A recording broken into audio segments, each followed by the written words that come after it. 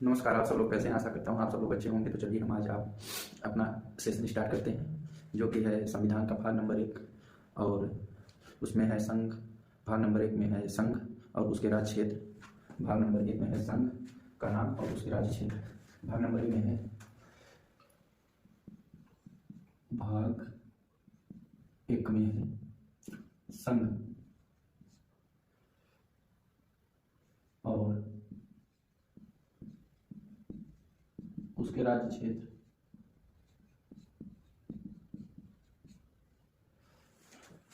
संघ और उसके राज्य क्षेत्र। संघ के मतलब जो भारत है वह एक संघ है, अर्थात जो भारत के अंदर आने वाले स्टेट हैं वो भी भारत के संघ में कटघरी में आते हैं, भारत के संघ के कटघरी में आते हैं। और जो भारत के नक्शे से बाहर हैं, जैसे कि म्यांमार, लक्षद्वीप वगैरह वगैरह हो गए, ये लोग और भारत के राज्य क्षेत्र के अंदर आते हैं।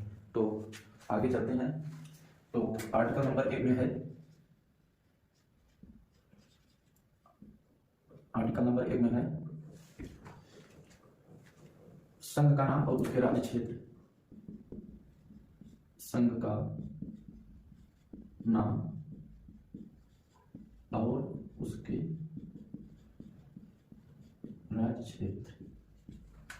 राज्य क्षेत्र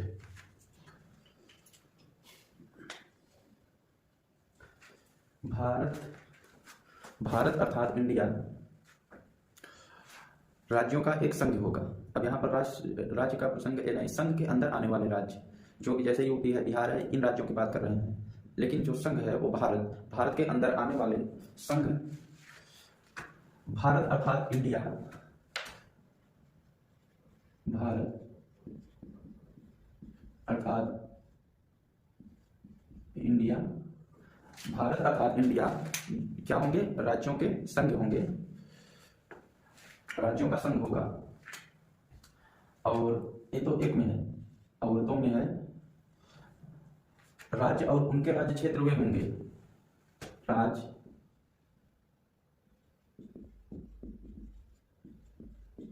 और उनके राज्य क्षेत्र वे होंगे। अब ऐसे तो हम कहते हैं कि बहुत से राज्य हैं, पर वे कौन से राज्य होंगे? तो उसका विवरण अनुसूची नंबर 1 में दिया गया है। अनुसूची नंबर 1 में जितने की अनुसूची 1 के अंदर दिए गए हैं, 1 के अंदर दिए गए हैं। और 3 नंबर है, बहुत सरल सरल है। भारत के राज्य क्षेत्र में, भारत के राज्य क्षेत्र में अर्थात भारत का जहां तक राज्य विस्तार है, भारत के अंदर से लेकर भारत के बाहर तक, उसके अंदर में 3 का कहता है राज्यों के राज्य क्षेत्र। 3 का कहता है राज्यों के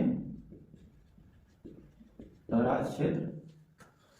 और ख कहता है 3 ख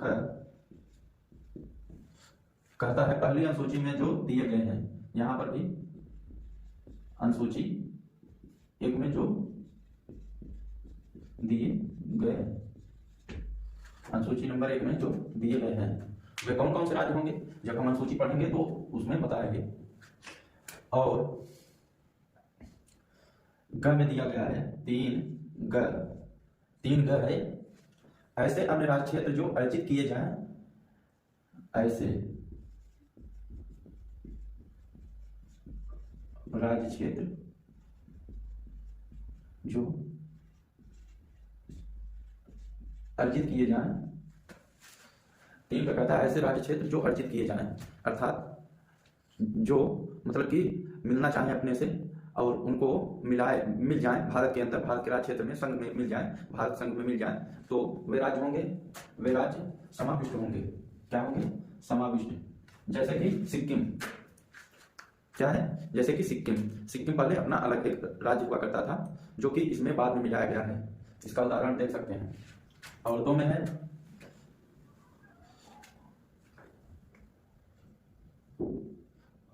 आर्टिकल 2 में है, आर्टिकल 2 के अंदर नए राज्यों का प्रवेश या स्थापना, नए राज्यों का प्रवेश या स्थापना। अब इसमें क्या होगा, नए राज्यों का प्रवेश या स्थापना में होगा, तो इसमें कहता है संसद विधि द्वारा, कहता है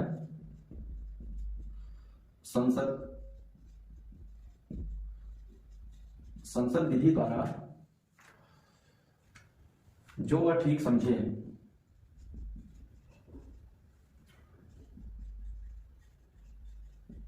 जो वह ठीक समझे यदि संसद जिसको चाहे जो ठीक हो उसको मिला सकती है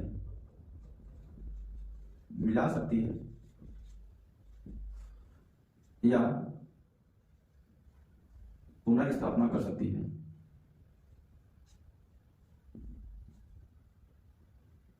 पुनर्स्थापना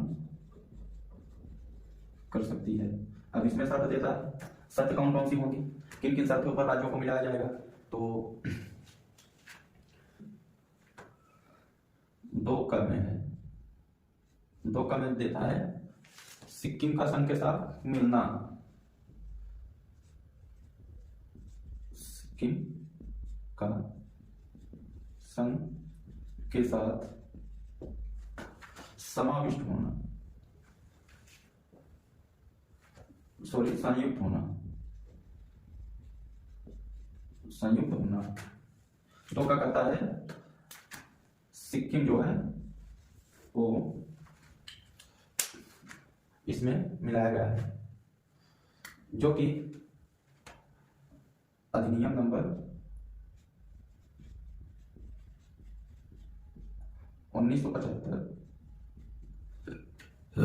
1975 की धारा 5 द्वारा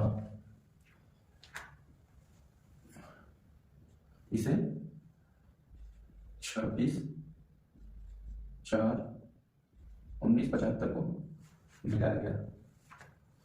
3 कहता है, आर्टिकल नंबर 3 कहता है नए राज्यों का निर्माण और वर्तमान राज्यों के क्षेत्रों, सीमाओं या नामों में परिवर्तन संसद विधि एक जाए।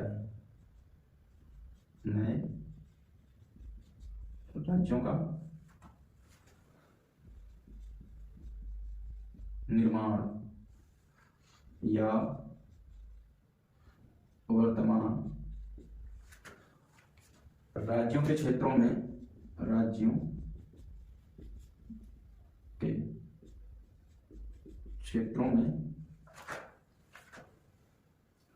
या सीमाओं में परिवर्तन कर सकती है।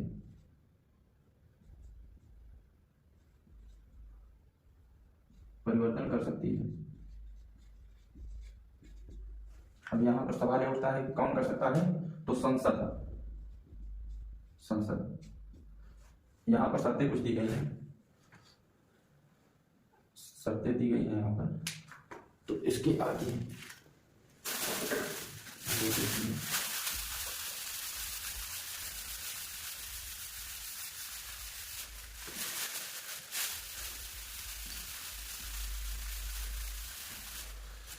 संसद विधि द्वारा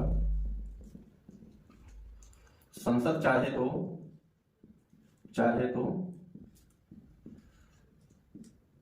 किसी राज्य के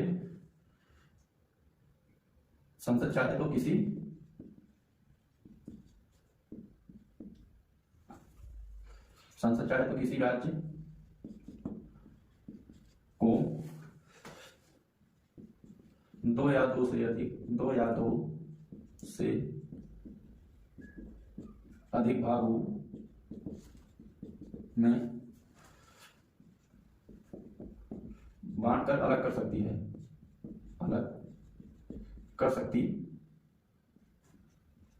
है, या फिर 2 या 2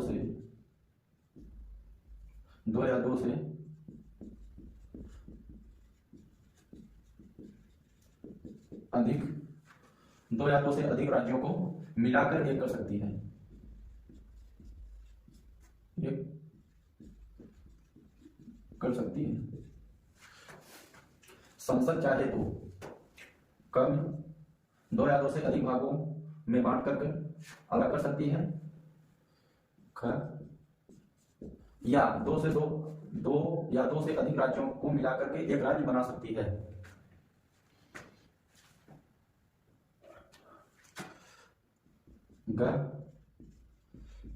किसी राज्य की सीमा में कटौती या बढ़ोतरी कर सकती है,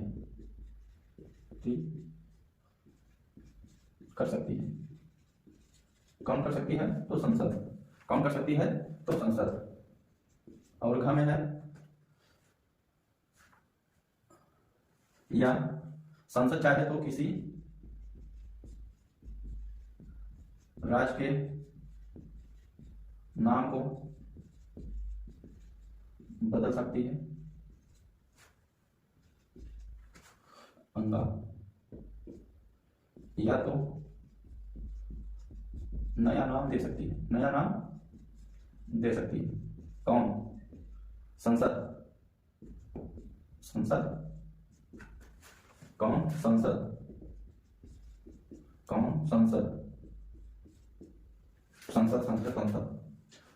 तो संसद।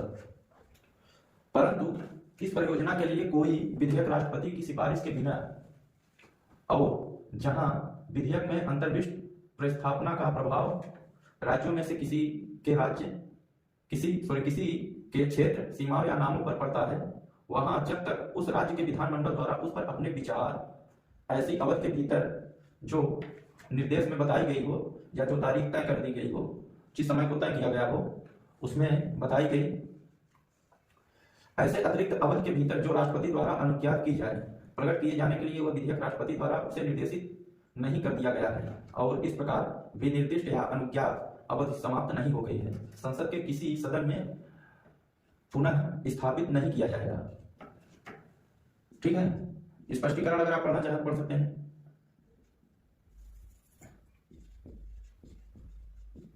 स्पष्टीकरण नंबर 1 में कहता है कि इस अनुच्छेद के खंड का, जो ये अनुच्छेद है, खंड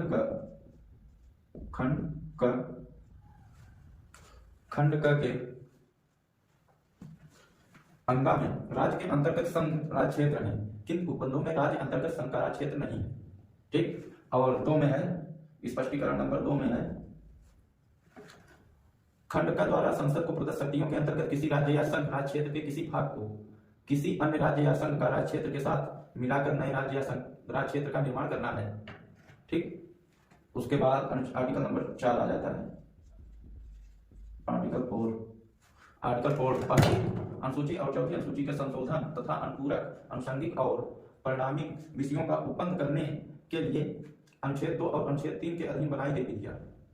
एक है अनुच्छेद 2 या अनुच्छेद 3 में दिए गए किसी विधि में पहली अनुसूची और चौथी अनुसूची के संशोधन के लिए ऐसे उपबंध अंतर्विष्ट होंगे जो उस विधि के उपबंधों को प्रभावित करने के लिए आवश्यक हों, तथा ऐसे अनुपूरक, अनुषंगिक और परिणामी उपबंध भी हैं जिनके अंतर्गत ऐसी विधि के प्रभावित राज्य या राज्यों के संसद में और विधानमंडल या विधानमंडलों में प्रतिनिधित्व के बारे में उपबंध है अंतर्विष्ट हो सकेंगे, जिन्हें संसद आवश्यक समझे, यदि संसद चाहे तो। एक का अनुच्छेद 2 या अनुच्छेद 3 में दिए गए किसी विधि में पहली अनुसूची और चौथी अनुसूची के संशोधन के लिए ऐसे उपबंध अंतर्विष्ट होंगे जो उस विधि के उपबंधों को प्रभावित करने के लिए आवश्यक हों, तथा ऐसे अनुपूरक, अनुषंगिक और परिणामी उपबंध भी जिनके अंतर्गत ऐसी विधि से प्रभावित राज्य या राज्यों के संसद में और विधानमंडल या विधानमंडलों में प्रतिनिधित्व के बारे में उपबंध है अंतर्विष्ट हो सकेंगे, जिन्हें संसद चाहे। ये तो है 4 का 1 और 4 का 2। पूर्वोक्त प्रकार की कोई विधि अनुच्छेद 368 के प्रयोजन के लिए इस संविधान का संशोधन नहीं समझी जाएगी। जो इसमें बताया गया है इसका संबंध 368 अनुच्छेद में किसी भी प्रकार की प्रकार की संशोधन को अमान्य होगा।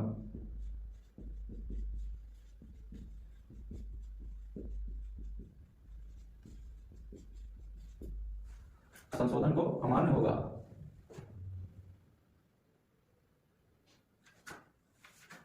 तो एक बार रिवीजन करते हैं। संसद चाहे तो किसी राज्य को 2 या 2 से अधिक भागों में बांट सकती है, या तो अलग अलग भागों को मिलाकर एक राज्य का रूप दे सकती है, या किसी राज्य की सीमा को घटा सकती है, बढ़ा सकती है, किसी राज्य के नाम में बदलाव कर सकती है, किसी राज्य को नया नाम दे सकती है। स्पष्टीकरण आप पढ़ ही चुके हैं। तो ये सारी शक्तियां किसके पास है? संसद विधि द्वारा। यदि संसद चाहे तो हमारा रहा भाग नंबर 1।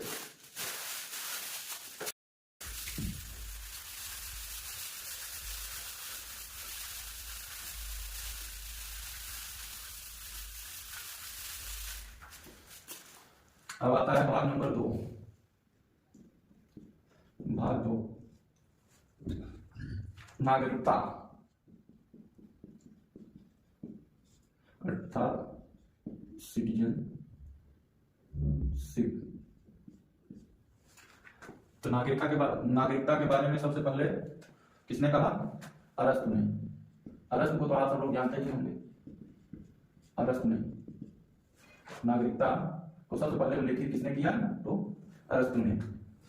ये हमारा अनुच्छेद 5 से 11 तक है। 11 तक है। तो अनुच्छेद आर्टिकल नंबर 5 करता है संविधान के प्रारंभ पर नागरिकता। संविधान कहता है संविधान के प्रारंभ पर नागरिकता। कैसी होगी नागरिकता? संविधान के प्रारंभ पर नागरिकता।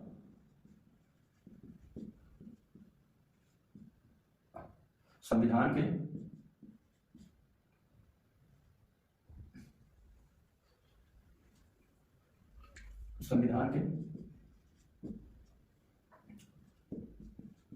प्रारंभ पर नागरिकता। अब संविधान प्रारंभ पर नागरिकता क्या? इस संविधान के प्रारंभ पर प्रत्येक व्यक्ति जिसका भारत के राज्य क्षेत्र में अधिवास है, जिसका भारत के राज्य क्षेत्र में अधिवास है, और 5 का कहता है जो भारत के राज्य क्षेत्र में जन्मा था, जो भारत के राज्य क्षेत्र में जन्मा था। 5 जिसके माता पिता में से कोई भारत के राज्य क्षेत्र में जन्मा था, या जिसके माता पिता में से पिता माता दोनों भारत के राज्य क्षेत्र में जन्मे हों। जिसके माता पिता भारत के राज्य क्षेत्र में जन्मे हों।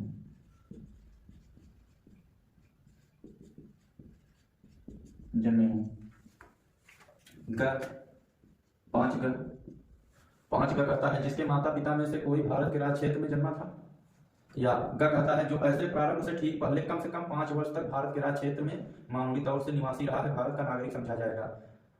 जो ऐसे प्रारंभ से ठीक पहले 5 वर्ष तक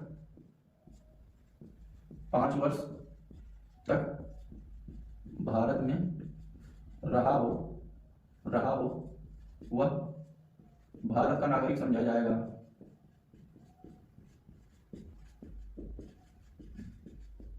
समझा जाएगा। 5 का कहता है 5 वर्ष तक भारत में रहा हो जो, वो ऐसा कहते भारत का नागरिक समझा जाएगा मामूली तौर पर। आर्टिकल नंबर 6 में है पाकिस्तान से भारत को प्रव्रजन करने वाले कुछ व्यक्तियों के नागरिकता के अधिकार। 5 में है पाकिस्तान से भारत को आने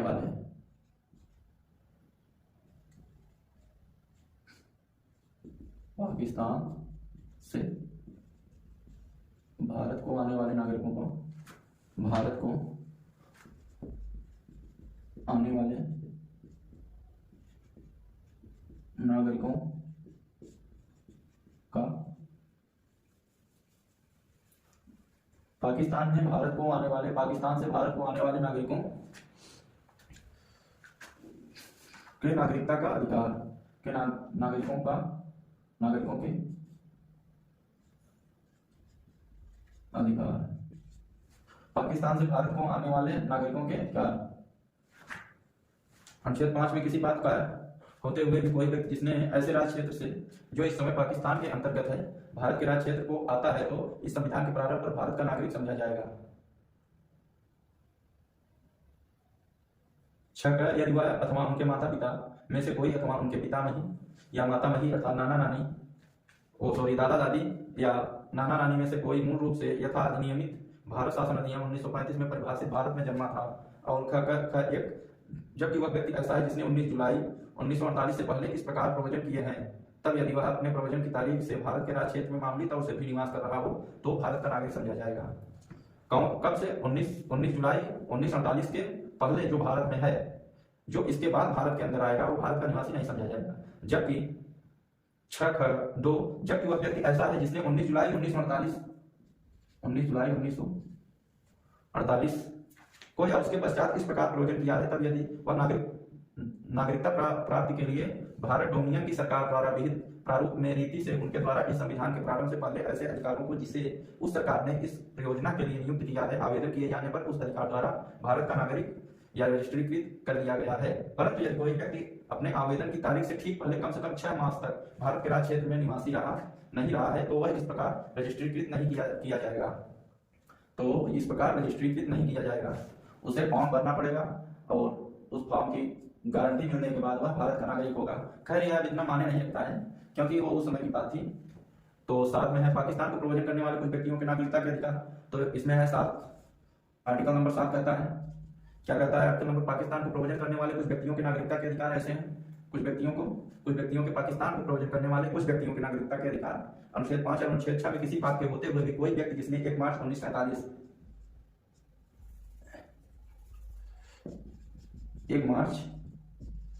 1947 के पश्चात भारत के राज्य क्षेत्र से ऐसा राज्य क्षेत्र को जो इस समय पाकिस्तान के अंतर्गत प्रवचन किया है या चला गया है तो भारत का नागरिक नहीं समझा जाएगा। परंतु इस अनुच्छेद की कोई बात ऐसे व्यक्ति को लागू नहीं होगी जो ऐसे राज्य क्षेत्र को जो इस समय पाकिस्तान के अंतर्गत है प्रवचन करने के पश्चात भारत के राज्य क्षेत्र को ऐसी अनुज्ञा के अधीन लौट आया हो जो पुनर्वास के लिए या स्थायी रूप से लौटने के लिए किसी विधि के प्राधिकार द्वारा या उसके अधीन दी गई, और प्रत्येक ऐसे व्यक्ति के बारे में अनुच्छेद 6 के खंड ख के प्रयोजन के लिए यह समझा जाएगा कि उसने भारत के राज्य क्षेत्र को 19 जुलाई 1948 के पश्चात प्रवचन किया है।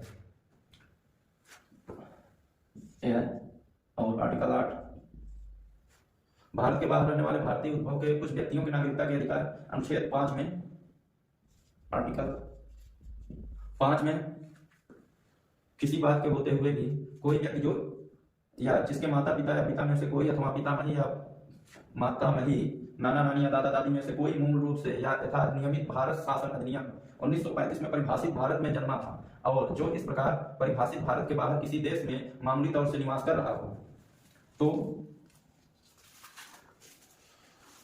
भारत का नागरिक समझा जाएगा। जैसे कुछ लोग उस समय कुछ लोग थे जो कि भारत के आंदोलन की लड़ाई भारत से बाहर रह करके लड़ रहे थे, तो अगर ये नागरिकता ये अधिकार में ना दिया जाता तो विदेशी हो जाते, हमारे भारत में कैसे आ पाते। इसीलिए ये बताया गया इसमें, यदि वह नागरिकता प्राप्ति के लिए भारत डोमिनियन की सरकार द्वारा या भारत सरकार द्वारा विहित प्रारूप में और रीति से अपने द्वारा उस देश में जहां वह तत्समय निवास कर रहा है भारत के राजनयिक या काउंसिली प्रतिनिधित्व को इस संविधान के प्रारंभ से पहले या उसके पश्चात आवेदन किए जाने पर ऐसे राजनयिक या काउंसिली प्रतिनिधि द्वारा भारत का नागरिक रजिस्ट्रीकृत कर लिया गया है। आर्टिकल नंबर 9, विदेशी राज्य की नागरिकता की स्वेच्छा से अर्जित करने वाले व्यक्तियों का नागरिकता का न होना। यदि कोई अपनी स्वेच्छा से विदेश की नागरिकता ले लेता है तो उसके परिप्रेक्ष्य में हमारा संविधान क्या कहता है, यदि किसी व्यक्ति ने किसी विदेशी राज्य की नागरिकता स्वेच्छा से अर्जित कर ली है तो वह अनुच्छेद 5 के आधार पर भारत का नागरिक नहीं होगा अथवा अनुच्छेद 6 अनुच्छेद 8 के आधार पर भारत का नागरिक नहीं समझा जाएगा। और आर्टिकल 10 कहता है, आर्टिकल 10 जो है हमारा नागरिकता के अधिकारों का बना रहना, तो नागरिकता के अधिकारों को बना रहना प्रत्येक व्यक्ति जो इस भाग के पूर्वगामी उपबंधों में से किसी के अधीन भारत का नागरिक है या समझा जाता है, ऐसी विधि के उपबंधों के अधीन रहते हुए जो संसद द्वारा बनाई जाए भारत का नागरिक बना रहेगा।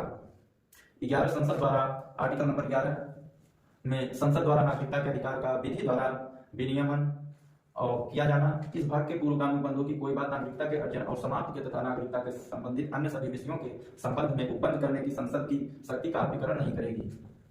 ठीक, यह हमारा भाग नंबर 2 कंप्लीट हो गया।